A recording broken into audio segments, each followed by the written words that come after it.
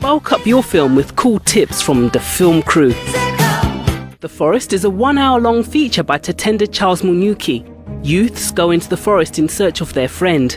They meet the unexpected and try to come out alive. Story and script. The premise of 5 kids going into the forest to look for their missing friend might have made more sense if they were already in the forest and then the friend went missing. The trek into the forest to look for him didn't feel plausible. No phone calls to the police, his family, etc.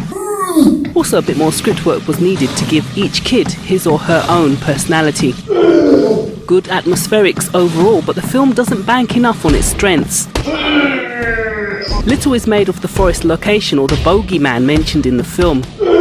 The film crew suggest watching low-budget horror films like The Blair Witch Project for an example of how the bogeyman is developed throughout the film, and especially at the end to chilling effect.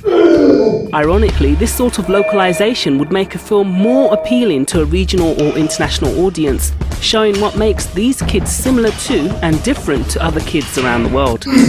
We needed something more memorable than a guy in a grey hooded top. Low budget can actually free you to think more creatively about why the main villain is scary.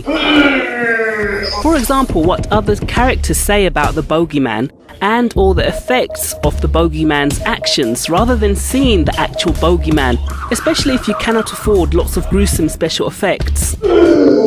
An excellent example of this is in Steven Spielberg's Jaws, made way back in 1975.